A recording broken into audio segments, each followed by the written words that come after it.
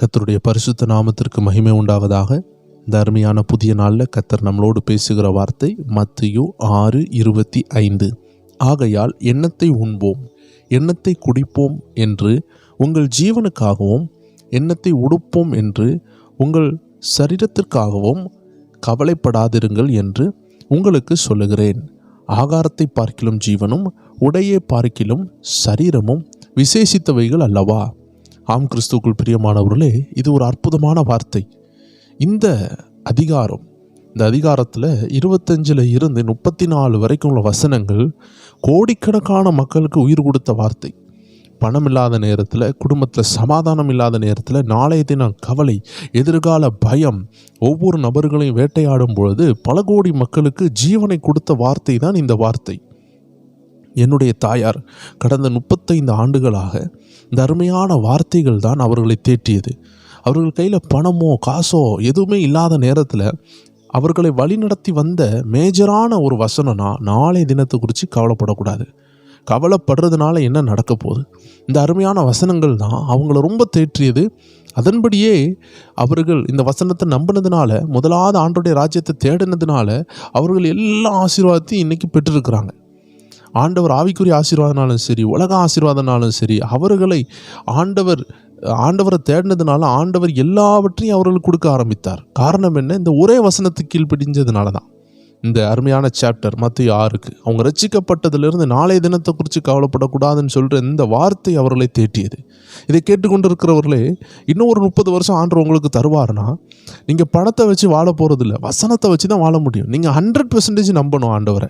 100% ஆண்டவர் என்னை காப்பாற்றுவார், என்னை நடத்துவார், நம்புங்க. எத்தனையோ பேர் சாட்சி சொல்கிறாங்க பார்த்தீங்களா, எனக்கு இப்படி நடந்துச்சு அப்படி நடந்துச்சுன்னு. உங்களையும் சொல்ல வைப்பார். சில போராட்டங்கள் இருக்கலாம், அது மாறுறது கொஞ்சம் தடையாக இருக்கும். 1-2 வருஷம் எடுக்கலாம், 4-5 வருஷம் எடுக்கலாம். நீங்கள் கொஞ்சம் விட்டு கொடுத்து அந்த போராட்டங்கள் மாறுகிற வரைக்கும், பிசாசு உங்களை தாக்குகிறதுலேருந்து நீங்கள் ஜெயிக்கிற வரைக்கும், வசனத்தையே நம்பி அந்த சோதனைக்காரன், திருடவும் கொள்ளவும் அழிக்கவும் வருகிறவன் உங்களையும் உங்கள் குடும்பத்தை விட்டு விலகி போகிற வரைக்கும் ஆண்டவராக இயேசுவை சோதிச்சுட்டு அவன் சில காலம் ஆண்டவரை விட்டு தள்ளி போனான். அடுத்து திரும்பியும் வந்தான். ஆண்டவராக இயேசு சொன்னார், இந்த உலகத்தின் அதிபதி வருகிறான்னு சொன்னார்.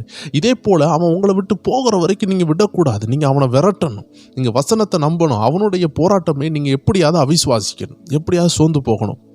ஆண்டவர் இந்த வசனத்தில் 2 அற்புதமான ரகசியத்தை சொல்கிறாரு. உங்கள்கிட்ட எது இருக்குதோ இல்லையோ கவலைப்படாதீங்க, இந்த 2 விஷயம் இருந்தால் நீங்கள் கவலைப்பட வேண்டிய விஷயம் இல்லை என்று சொல்லுகிறார். அந்த 2 விஷயம் என்னென்னா, ஜீவனும் சரீரமும். அதாவது உங்களுக்கு உயிரும் உடம்பும் இருக்குதுன்னா நீங்கள் கவலைப்படக்கூடாது. நல்லா யோசித்து பாருங்கள். உங்களுக்கு திருமணம் ஆகாமல் இருக்கலாம், இல்லை குழந்தை பாக்கியம் இல்லாமல் இருக்கலாம், இல்லை வீடு கட்ட முடியாமல் இருக்கலாம், வேலை இல்லாமல் இருக்கலாம். தேவஜனங்களே, இந்த எல்லா ஆசீர்வாதம் எப்போனாலும் வந்துடும். இன்றைக்கி பணம் போகும் வரும், வீடு உடையும், நாளைக்கு நீங்கள் கட்டுவீங்க, வேலை போகும், அது வந்துடும். ஆனால் ஆண்டவர் சொன்ன 2 விஷயத்தை யோசித்து பாருங்கள். ஜீவன், உங்கள் உயிர் போயிட்டுனா திரும்பி வருமா? சரீரம், உங்கள் கால் ஒரு ஆக்சிடெண்ட்டில் போயிட்டு திரும்பி கிடைக்குமா? செதஞ்சு போயிட்டுனா கிடைக்குமா? ஆக்சிடெண்ட்டில் கண்ணை இழந்தவங்க இருக்கிறாங்க, உயிரை இழந்தவங்க இருக்கிறாங்க. நம்ம கண்ணு போச்சுன்னா திரும்பி கிடைக்குமா? நம்ம கண்ணு கீழே விழுந்து நசுங்கிட்டு, என்ன தான் நீங்கள் டொனேஷனில் அடுத்த ஆட்கள் உங்களுக்கு டொனேட் பண்ணாலும் உங்கள் கண்ணா அது இருக்குமா? இருக்காதல்லவா? அப்போ நீங்கள் புரிஞ்சு கொள்ளணும், எதுவுமே இல்லாமல் இருக்கலாம், ஆனால் ஜீவனும் சரீரமும் இருக்குண்ணா, உடம்பும் உயிரும் இருக்குதுன்னா நீங்கள் சந்தோஷப்படுங்க. ஏன்னா உங்கள்கிட்ட இருக்க வேண்டியது இருக்குது, வர வேண்டியதை அன்று தந்துடுவார். பணம் இன்றைக்கி வரும், நாளைக்கு போகும், அது எப்போனாலும் வந்துடும். ஆனால் உயிர் போயிட்டுனா திரும்பி வராது. உடம்பு ஏதாவது ஒரு ஆபத்து ஆச்சுன்னா திரும்பி கிடைக்காது. இது 2ம் உங்களுக்கு இருக்குதான்னு பாருங்கள். உயிர் இருக்குதான்னு எல்லாரும் பாருங்கள், உடம்பு இருக்குதான்னு பாருங்கள். அது 2 ஆண்டவர் கொடுத்துருக்காருன்னா அதுக்கு தேவையான எல்லாவற்றையும் தருவார். இந்த உடம்புக்கு என்ன தேவையோ அதை தருவார். இன்றைக்கி நல்லா மறைவிடமாக ஒரு குடிசையாவது உங்களுக்கு தரலையா? தந்திருக்கிறார் அல்லவா? கடந்த நாட்கள் நினச்சி பாருங்கள். அதிலிருந்து உங்களை காப்பாற்றினார்னா இனிமேலும் உங்களை நடத்துவார். ஒரு அப்பா இருந்தார், அவருக்கு கோடிக்கணக்கான சொத்து இருந்துச்சு. அந்த கோடிக்கணக்கான சொத்தும் ஒரே மகனுக்காக அவர் எழுதி வைக்கலான்னு நினச்சார். ஆனால் அந்த மகன் வாலிப வயசில் திடீர்னு போகிற இடத்துல ஒரு ஆக்சிடெண்ட்டில் விழுந்து அவருடைய பின் மண்டையில் அடிபட்டு அவர் கோமா ஸ்டேஜ் ஆனார். ஒரே ஒரு மனுஷன், ஒரே ஒரு பையன், ஒரே ஒரு வாரிசு, கோடிக்கணக்கான சொத்து, மூளை வளர்ச்சி இல்லைன்னு சொல்ல முடியாது, அடிப்பட்டதுனால கோமா ஸ்டேஜில் இருக்கிற பையனுக்கு பேரில் இருக்குது. இனி அந்த சொத்து என்ன ஆக போகிறது? அவன் எலும்ப போகிறது இல்லை, டாக்டர் சொல்லிட்டாங்க, இவன் எலும்ப போகிறதில்ல. அப்படியே 18 வருஷமாக அவன் கோமா ஸ்டேஜிலே இருந்தான். இருக்கிற பணத்தை வச்சு கவனிச்சாங்க. திடீர்னு ஒரு நாள் மரிச்சு போனான். அந்த சொத்து இப்போ யாருக்கு போகும்? அனாதை பிள்ளைகளுக்கோ இல்லை வேற யாருக்காவது போக போகுது, அவ்வளோதான். கவர்மெண்ட்டுக்கோ ஏதோ ஒன்று அதை எடுக்க போகிறாங்க. இவ்வளோ கோடி இருந்து என்ன பிரயோஜனம்? உயிர் இல்லாமல் போனதே. ஆண்டா தான் சொன்னார், உயிர் முக்கியமானது. அடுத்தது பாருங்க, ஒரு அருமையான சகோதரியினுடைய மகன் விரைவாக அவன் பைக்கில் செல்லும் பொழுது திடீர்னு ஆக்சிடென்ட் ஆனது. ஆக்சிடென்ட் ஆனதில் அவன் தலைக்குள்ள கம்பிகள் பாய்ந்தது, அவனுடைய சரீரங்கள் கிழிக்கப்பட்டது. அவன் ஆப்ரேஷன் செஞ்சு அவனை எப்படியோ காப்பாற்றுறாங்க. ஆனால் அதில் அவன் கண் பார்வை இழந்தான், கேட்கக்கூடிய திறனில் தான். அதாவது எல்லாரும் கண்ணை இழந்தான் காதை இழந்தான்னு சொல்லுவாங்க, ஆனால் அவனுக்கு மூக்கும் இழக்கப்பட்டது. மூக்குனா அவனுக்கு ஒரு மனம் கூட அடிக்காது. இப்போ மீன் சாப்பிட்றீங்கன்னா மீன் வாசனை அடித்தா தானே நல்லா இருக்கும். சிக்கன் சாப்பிட்டா சிக்கன் வாசனை அடிக்கணும் அல்லவா? பிரியாணி சாப்பிட்டா பிரியாணி வாசனை அடிக்கணும் அல்லவா? இந்த காய்ச்சல் வந்தால் வாசனையெல்லாம் அற்று போகிறது போல் அவனுக்கு எல்லா நேரமும் எதை எடுத்தாலுமே வாசனையே இருக்காது. ஒரு சென்ட் அடித்தா கூட வாசனை அவனுக்கு முகரக்கூடிய அந்த சக்தியை இழந்தான். கடைசியாக நடம்பலம் போல வாழ ஆரம்பித்தான்.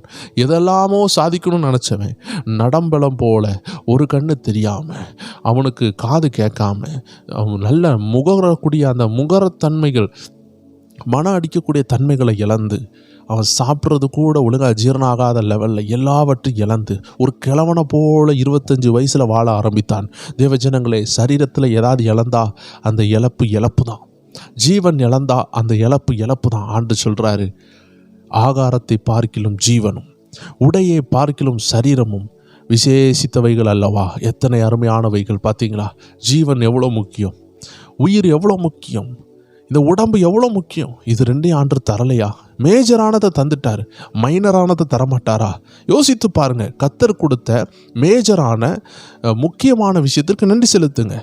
மைனரான குட்டியான விஷயம் தானா தருவார் ஆண்டர். அல்லையிலே சொல்லலாமா? எல்லாரும் சோத்திரம் பண்ணுங்க, அப்படி ஜெபிக்கலாம். ஆண்டர்கிட்ட உங்கள் பாரங்களை எல்லாம் ஒப்பு கொடுத்து ஆண்டருக்கு நன்றி செலுத்துங்க. நகத்தை தந்தவர், கண்களை தந்தவர், கண் பார்வையை தந்தவர், எல்லாம் தந்தவர். உங்களுக்கு மீதி உள்ளதை தரமாட்டாரா? எல்லாம் தருவார் என்று சொல்லுகிறார். இந்த கவலை ஒன்று தான் பிசாசு கொண்டு வர்ற ஆயுதம். இதை ஜெயிப்போம், முன்னேறுவோம். ஹல்லேலூயா. கண்களை மூடி ஜெபிப்போம். அன்பான ஆண்டவரே, இந்த காலை வேளையில் எங்களுக்கு உடம்பு இருக்கிறது, உயிர் இருக்கிறது, நீர் தந்த இந்த ஜீவனும் சரீரமும் இருக்கிறது. இந்த மேஜரான முக்கியமானதை நீர் தந்து விட்டீர். இதற்கு தேவையான எல்லாவற்றையும் நீர் தர வல்லமையானவராக இருக்கிறீர். உங்கள் ஜனங்களுக்கு நீர் கொடுக்க வல்லமை உள்ளவராக இருக்கிறீர். அதற்காக உமக்கு நன்றி செலுத்துகிறோம். என்ன தேவையோ அதை கொடுத்து ஆசீர்வதித்து அவங்க விசுவாச வாழ்க்கையில் முன்னேற உதவி செய்யுங்க. இது இல்லையேன்னு சொல்லி அவர்கள் விசுவாசம் சோர்ந்து போகாதபடிக்கு அவர்கள் உங்கள் மேலே அந்த விசுவாசத்தை வைக்கவும் முன்னேறி செல்லவும் என் தேவாதி தேவன் கிருபை செய்வீராக. திருமண நாள், பிறந்த நாள், வீடு பிரதிஷ்டை, ஆண்டவரை எதெல்லாம் கொண்டாடி கொண்டு இருக்கிறாங்களோ ஜனங்கள் ஒவ்வொரு பேருக்கும் ஆசீர்வதிங்க. புதிதாக இன்டர்வியூ போகிறவங்க, புதிய வேலையில் சேருகிறவங்க எல்லாவற்றையும் ஆசீர்வதிங்க. குடும்பத்தில் பிரச்சனைகள், சண்டைகள் உள்ள குடும்பத்தில் சமாதானத்தை கட்டளையிடுங்க. பிள்ளைகளுடைய படிப்புகளுக்காக, ஆண்டவரை ஃப்யூச்சருக்காக ஜெபிக்கிற தாயார்களுக்கு ஒவ்வொருவரையும் ஆசீர்வதித்து அவங்க குடும்பம், கணவர், பிள்ளைகள், மனைவி எல்லாரையும் ஆசீர்வைங்க. உங்கள் கரங்களை ஒப்பு கொடுக்கிறோம். இயேசு கிறிஸ்துவின் நாமத்தில் ஜெபிக்கிறோம் எங்கள் ஜீவனுள்ள நல்ல பிதாவே. ஆமேன், ஆமேன், ஆமேன். எல்லா ஜெப நேரம் குடும்பத்தாருக்கும் அன்பின் வாழ்த்துக்கள். இன்று இரவும் நம்ம ஸ்பிரிச்சுவல் WF என்ற சேனலில் உங்களை சந்திக்கலாம். 9 மணி அளவில் தேவனுடைய வார்த்தையோடு நல்ல அருமையான ரகசியத்தோடு உங்களை சந்திக்கலாம். God bless you.